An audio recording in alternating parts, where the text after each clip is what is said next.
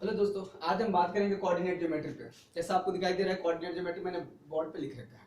तो coordinate geometry crash course का ये सेकंड पार्ट है आपका। मैंने प्रोबेबिलिटी के सारे पार्ट बना दिए हैं। अगर आपने नहीं देखा अभी तक तो आप डिस्क्रिप्शन में लिंक में दे दूंगा, वहां से जाकर आप चेक कर सकते हैं और देख सकते हैं वीडियो को। देखिए कोऑर्डिनेट ज्योमेट्री में मैं सबसे पहले बता दूं मैं क्या क्या चीज पढ़ाने वाला हूँ। एक है distance formula, distance formula, section formula,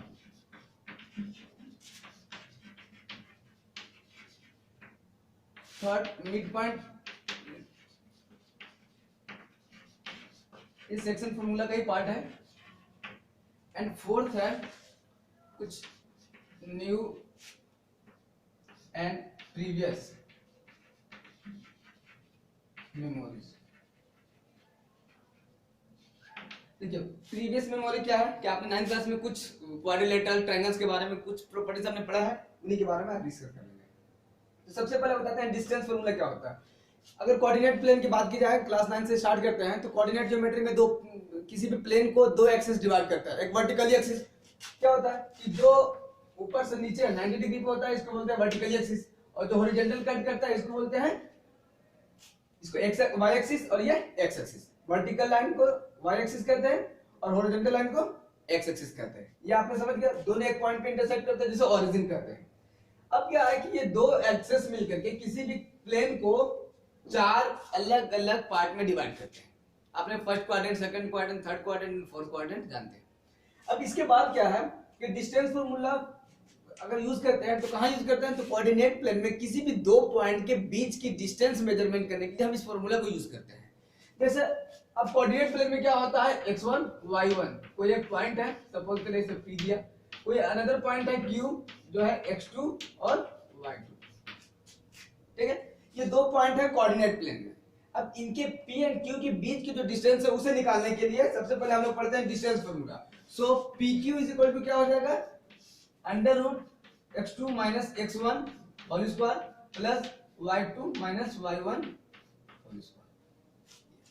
ठीक है, ये डिस्टेंस फॉर्मूला है, ये इसे रिमेंबर करना है और काफी यूजफुल है और काफी इजी भी है। अब देखिए एक क्वेश्चन लिखते हैं, उसके अकॉर्डिंग हम इसे सॉल्व कर देगा। 2 3 एंड q कुछ भी ले लिया, -4 एंड 5, ये दो पॉइंट है। अगर मुझे pq निकालना है, देखिए ये हो गया x1, ये y1, इसे x2, इसे y2। आप इसे भी x1 y1 सपोज कर सकते हैं, इसे भी x2 y2, इसमें कोई दिक्कत है। x2 माइनस x1 ये क्या है, -4 माइनस 2 और स्क्वायर प्लस 5 माइनस 3 और स्क्वायर। अब देखिए -6 इसका स्क्वायर करेंगे 36, 2 का स्क्वायर 4, अब ये हो गया अंडर रूट 40। ठीक है, अब क्या कर सकते हैं, 2 रूट 10। अब ये 2 रूट 10 आया तो आप लिख सकते हैं 2 रूट 10 यूनिट। यहां पे क्या लिखेंगे आप, इस तरह से आप डिस्टेंस फॉर्मूला का यूज करके किसी भी दो पॉइंट के बीच की डिस्टेंस निकाल सकते हैं। अब डिस्टेंस फॉर्मूला को भी हटा देते हैं यहां से, अब 1 बाय 1 करके देखते हैं। देखिए सेक्शन फॉर्मूला क्या है, सपोज कर लीजिए आपके पास ये p क्या है, x1 y1, q कोई अनदर पॉइंट है x2 y2। इन दोनों पॉइंट के बीच में अगर एक कोई पॉइंट आप लेते हैं, सपोज कर लीजिए यहां पे आपने लिया r। अब r लिया तो r पॉइंट इसको दो पार्ट में डिवाइड करता है, आपको दिखाई दे रहा है। अब ये पार्ट कुछ भी हो सकते हैं, ये r मिडिल पॉइंट भी हो सकता है, ये मिडिल नहीं होगा तो हो सकता है इधर आ जाए तो ये स्मॉल हो जाएगा, ये बिग हो जाए, या मोर देन हाफ हो जाएगा इधर, ये स्मॉल हो जाएगा, ये लार्जर पॉइंट लेंथ हो जाएगा। तो सपोज कर लीजिए इसके लिए मैंने माना ये m है और ये n है, तो r का कोऑर्डिनेट x और y है, तो हम इसका कोऑर्डिनेट कैसे फाइंड करते हैं। ये point p and q given है और ये रेशियो गिवन है कि किस रेशियो में जो r है इस पॉइंट को डिवाइड कर रहा है। तो r की कोऑर्डिनेट फाइंड करके दिखाइए मुझे। तो r का कोऑर्डिनेट जो होता है इस तरह से x, y, it means first x है सेकंड y है, इसके लिए होता है mx2 plus nx1 upon m plus n। ये x हो गया, x इज इक्वल टू ये, और y के लिए हो गया my2 plus ny1 upon m plus n। ये x ये y आ गया। अगर इसे m रेशियो n में डिवाइड कर रहा है तब, तो आप इस तरह से फाइंड कर सकते हैं। अगर सपोज कर लीजिए कि जो r है इसके मिड पॉइंट हो जाए, तो m एंड n आपस में क्या हो जाएगा, इक्वल हो जाएगा। If r is mid point then m is equal to n। तो अब देखिए फिर क्या कर सकते हैं, हर जगह पे mx2 plus mx1 upon m plus n की जगह पे मैंने m पुट कर दिया, यहाँ क्या कर दिया my2 plus my1 upon m plus n, same कर दिया। अब m यहाँ से कॉमन करेंगे तो m x2 यहाँ लिख दिया प्लस x1 अपॉन 2m, यहाँ m कॉमन कर लीजिए y2 plus y1 upon 2m, m से m कैंसिल। अब क्या आ गया यहाँ पे देख सकते हैं x1 plus x2 by 2 y1 plus y2 by 2। अगर कोई मिड पॉइंट रहे आप ऐसे लिख सकते हैं x1 plus x2 by 2 and y1 plus y2 by 2। ये आप आसानी से निकाल सकते हैं। अगर मिड पॉइंट है तो x1 plus x2 by 2, x के कोऑर्डिनेट का सम करके 2 से डिवाइड कर दीजिए एंड y के कोऑर्डिनेट का सम करके 2 से डिवाइड कर दीजिए, मिड पॉइंट का वैल्यू। ये सेक्शन फार्मूला का पार्ट। अब चलिए इसके बाद नेक्स्ट है मिड पॉइंट सेक्शन फार्मूला, मैंने आपको पढ़ा दिया। अब कुछ टॉपिक्स है जिस पे बात करनी है, दो तीन टॉपिक्स है जिस पे मैं बात करूंगा। पहला टॉपिक लिखेंगे कोलिनियर, कोलिनियर पे बात करेंगे। एक्चुअली कोलिनियर क्या होता है कि 3 and more than 3 point lies on a same line are known as collinear। ठीक है, अगर 3 या 3 से ज्यादा पॉइंट किसी एक ही लाइन पे लाइज करते हैं, मतलब उसी लाइन पे स्थित हैं, तो इन पॉइंट को कोलिनियर कहते हैं। इसको दो अलग अलग तरह से आप निकाल सकते हैं।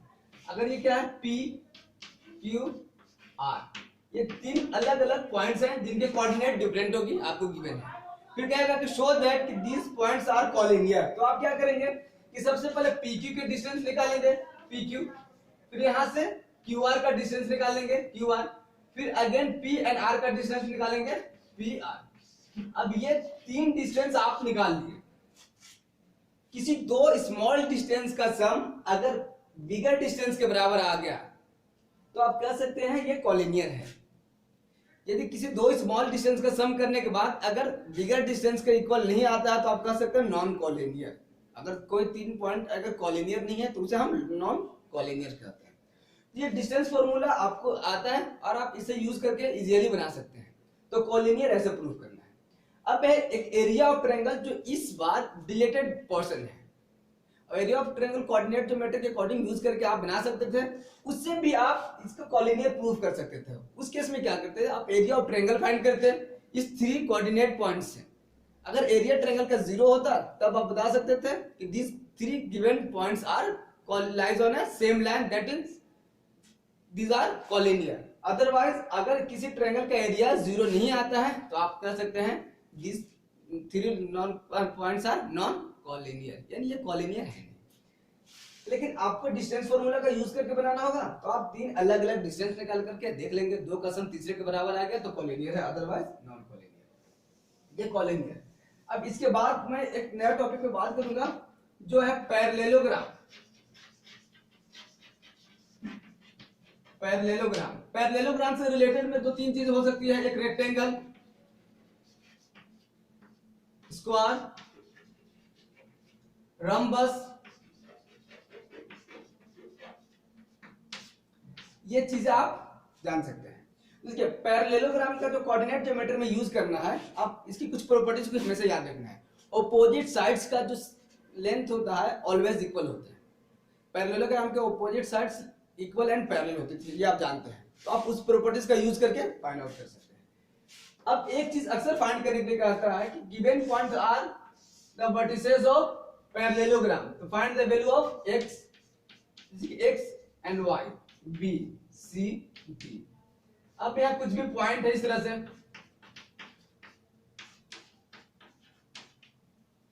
अब देखिए अब पैरेललोग्राम के एक प्रॉपर्टीज यूज आप जानते होंगे क्लास 9 से आप, कि diagonal of parallelogram bisect each other, यानी एक दूसरे को बाइसेक्ट करते हैं। बाइसेक्ट मींस अगर वो एक दूसरे को इंटरसेक्ट करते हैं, जो पॉइंट ऑफ इंटरसेक्शन होता है वो दोनों डायगोनल का मिड पॉइंट होता है।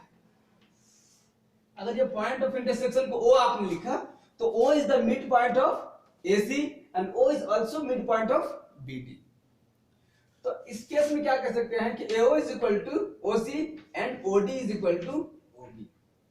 अगर कभी आपको गिवन हो इस तरह से और पूछ दे कि x y की वैल्यू फाइंड आउट करें, तो आप बिल्कुल भी ऐसे नहीं फंसेंगे कि AB का लेंथ DC के इक्वल है। हाँ एग्जैक्टली ये इक्वल होता है, लेकिन अगर आप ऐसे यूज करके लेंथ फाइंड आउट करना चाहेंगे ये काफी कॉम्प्लिकेटेड हो जाएगा आपके लिए। तो उस केस में आपको क्या करना है कि डायगोनल इसके बाइसेक्ट करते हैं एक दूसरे को, तो O का कोऑर्डिनेट आप निकालेंगे अलोंग AC।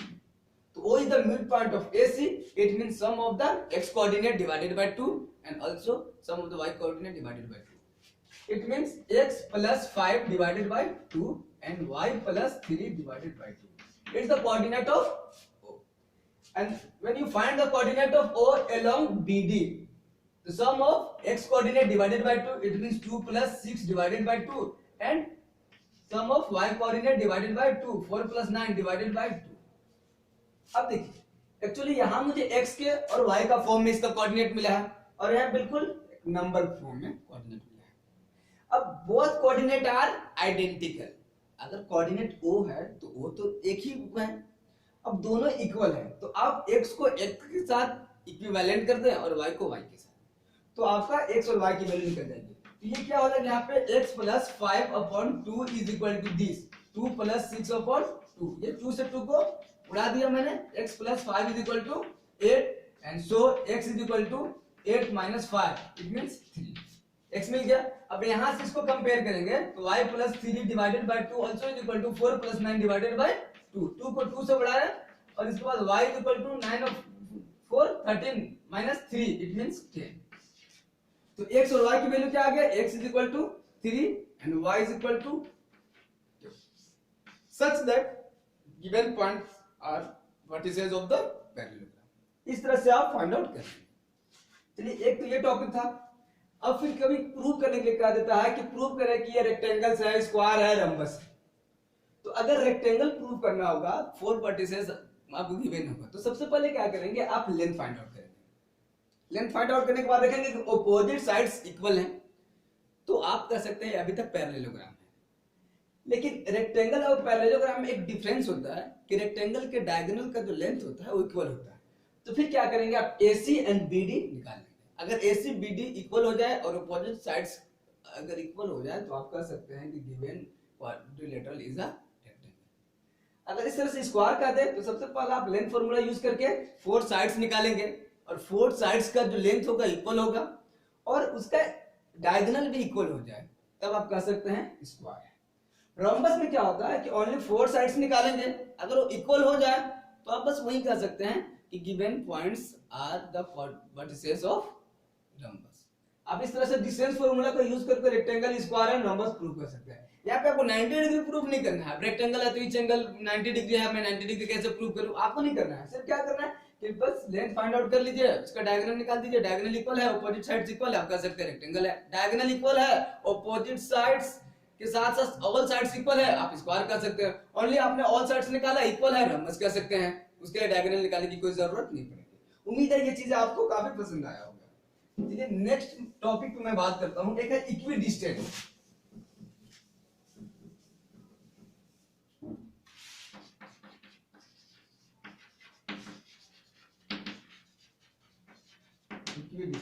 क्रैश कोर्स इस वजह से मैं आज इसके टॉपिक्स बता रहा हूं, फिर एक वीडियो और लाऊंगा जिसमें मैं क्वेश्चन बता करके आपको पूरा क्लियर कर दूंगा। इक्विडिस्टेंस क्या होता है, कोई भी पॉइंट अगर p x y है या कुछ भी, अगर a x1 y1 and b another point x2 y2, अगर लिखा हुआ है कि p is a equidistance from the point a and b then find the value of x and y, इस केस में क्या होता है कि जो pa होता है ये होता है pb के बराबर।